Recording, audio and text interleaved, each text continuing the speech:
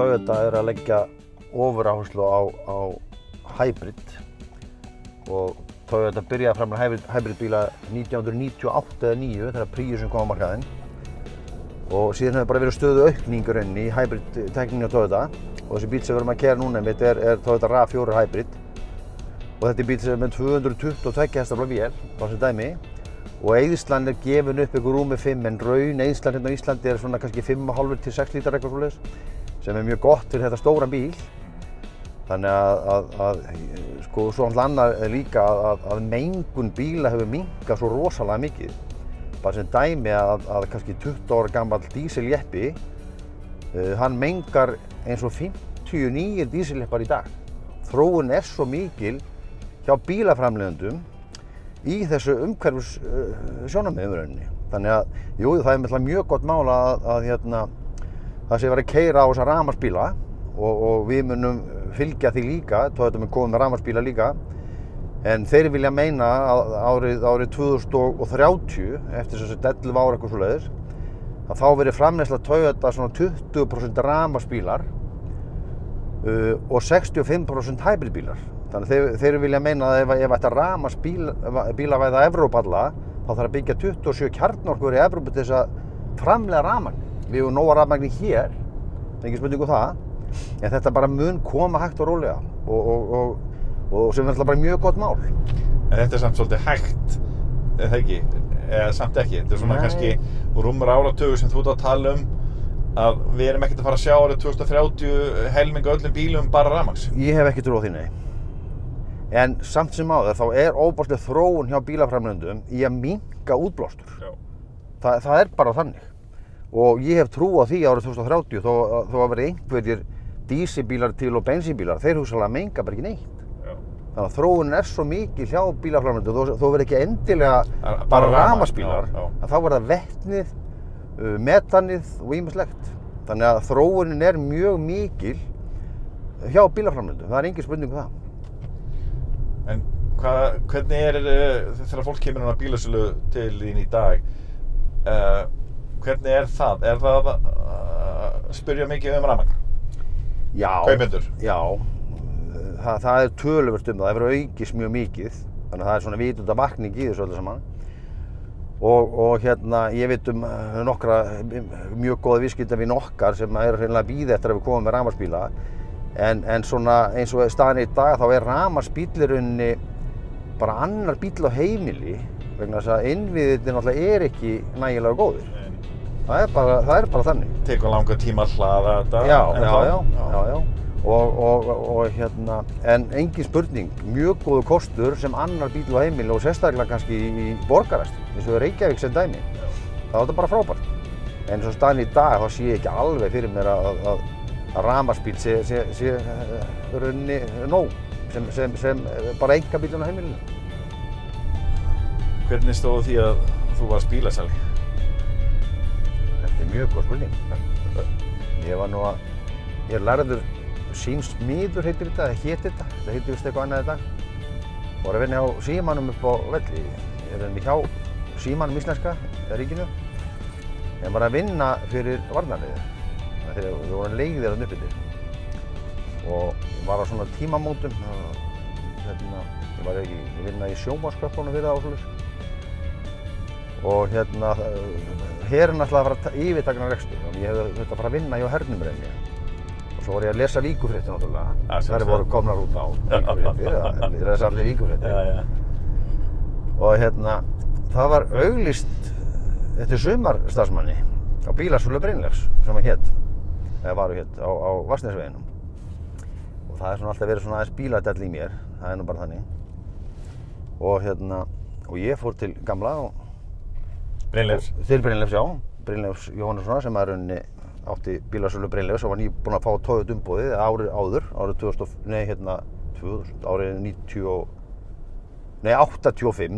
1985, það var ruglaðið sér stunum. Og ég sótti sem sumarstarfsmaður og ég fór ekkert aftur. Þannig ég var greinilega að standa með eitthvað vel og ég var að fíla mig bara vel í þessu jobbi. Þannig ég vann hjá Brynleifi heitnum, hann dó nú fyrir nokkra mánuði síðan. Vann hjá honum á bílasölu Brynleifs og með þá Toyota umboðið til 96 en þá kaupi ég fyrirtækið af honum og hérna fer út í það byggja út á Fitjum þar sem við erum til húsa í dag og þar opnuðum við 5. janúar 1998 klukkan 9. Já.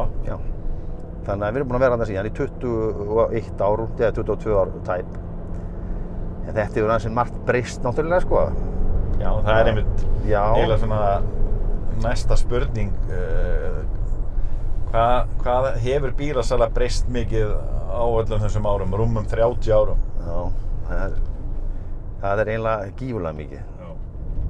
Það er svona kannski, við vorum ekki með tölvu einu sinni þegar ég byrjaði þarna, en nú komum kannski stuttu seinna.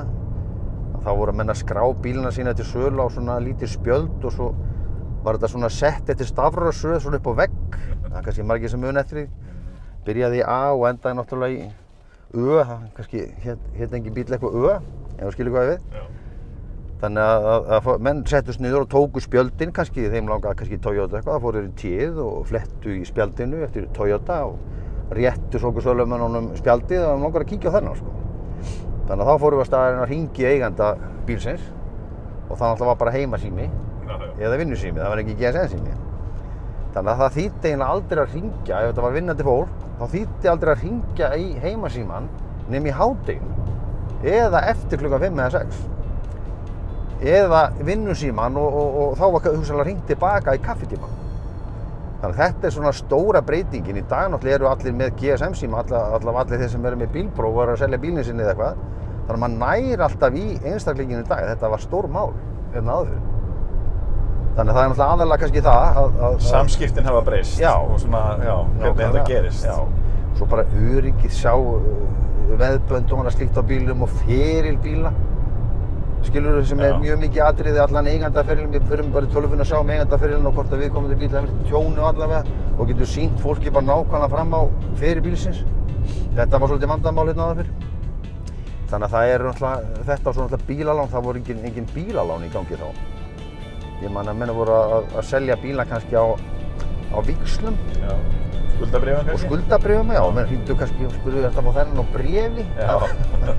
Það var óeinsett sko. Það var þennan á bréfi. Og þá var kannski að menn að lána kannski 1 ár eða 2 ár eða eitthvað. En þá, þetta var svona 86 sem ég man eftir vöxtum sem ég var að útbúa þá skuldabréf. Svo þá var eitthvað að kaupa bíl á bréfi. Og þá var hringt bara í bankana, þú veit að viðkomandi væri okkur vanskilaskrá eða eitthvað svoleiðis og ef ekki þá gengur viðskiptið í gegn. Og þá voru vextir upp í 33 eða 4%. Þannig að það er gífurlegur munur það líka. Að þó að vaxtastig á Íslandi sé mjög hátt, þá er það mjög lágt miðað við hvernig það hefur verið í gegnum tíðina. Þannig að það er bara þannig. Er auðveldara fyrir fólk í dag að kaupa sér bíl heldur en árið 1985? Já, það er ekki spurning. Vegna þess að þessi bílalán voru ekki til staðar þá. Þá þurftu menn kannski að fara í bankann og taka bankalán eitthvað svoleiðis. Já, sem var erfiðara. Já, meðan þú baðst 1 milljón og þeir buðu bara 500 sko, því að hvað ætlar að gera með þessa milljón skil? Keyptir þér bara ódýrari bíl skil. Já. En í dag ræður þessu bara sjálfur og þetta er bara sótt í gegnum hérna tölvuna og svo bara komið svar nokkur mínútur síðar sko. Já. Í dag eru lánafyrirtækin langflest að lána max 80% og það er bara fínt. Menn þurfa yfirleitt ekkert meina það.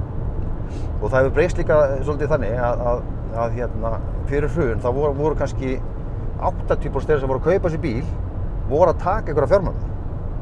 En í dag eru hugsanlega kannski 40–45% þeirra sem eru að kaupa sér bíl, hvort sem eru notaður eða nýr, sem að taka einhverja fjármögnun. Þannig að fólk að nota peningana sína og það er alveg greinilegt að mjög margir sem eiga pening og að nota henni í bíl, sem náttúrulega mjög gott mál, en ekki í eitthvað peningabrask hugsanlega eins og var hérna áður fyrr. Nú eru komin lán til 7 ára, sem allt í lagi, í mínum huga mætti þess að fara með til 10 ár, en þess að bílar eru framleiddir í dag til að endast miklu meira en þeir gerðu. Þú sér bíla ekkert hverf úr riði í dag á 5 árum eða 7 árum eitthvað svoleiðis. Eins og Toyota með 12 ára riðvættarábyrgð, bara sem dæmi. Þannig að bílar endast miklu lengur en þeir gerðu, þess vegna alltaf að hafa einhverja fjármögnun á þessu. En jú, það er rétt, þetta er næststærsta fjárfesting sem að fólk fer í. Það engum blöðum með það að fletta. Þess vegna erum við að gera vanda valið. Talið minn. Velja Toyota. Nákvæmlega. Akkúrat.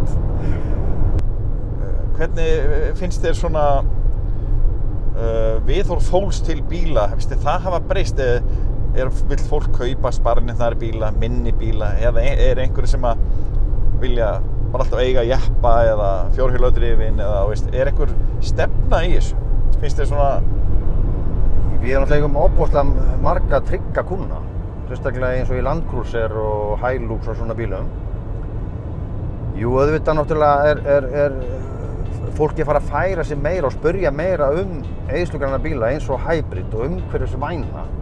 Það er engin spurning það. Fólk mjög meðvitað það. Fólk mjög meðvitað það og eyðslu og annað slíkt. Og hérna þannig að það skiptir verulegu máli og eins bara með eins og þessu stóru bíl eins og Land Cruiser jeppa. Þetta eyðir honum 7 lítra á beinni keyrslu náttúrulega og þetta bara rétt.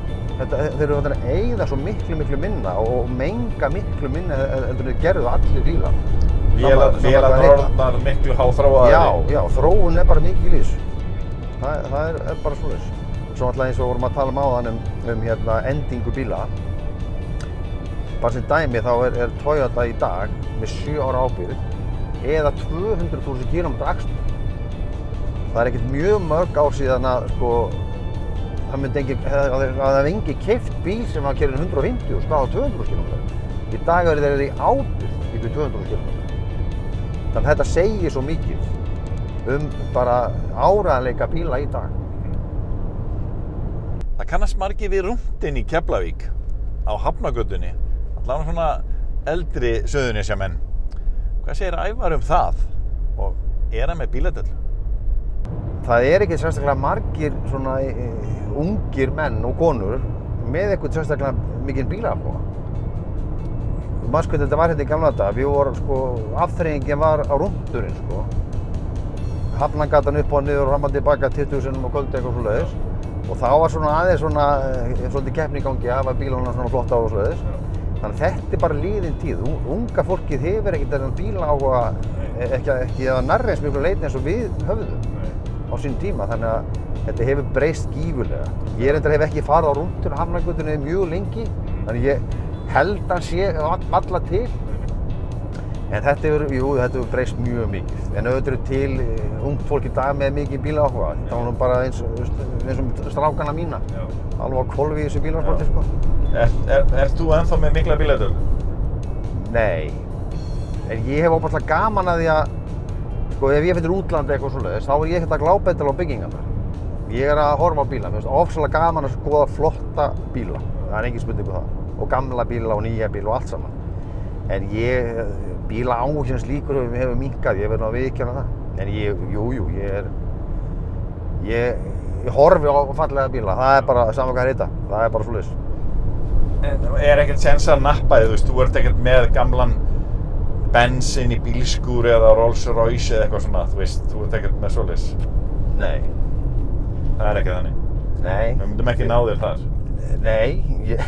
Gamlan Trabant eitthvað? Nei, en aftur á móti á ég gamla Deutz Traktor. Já.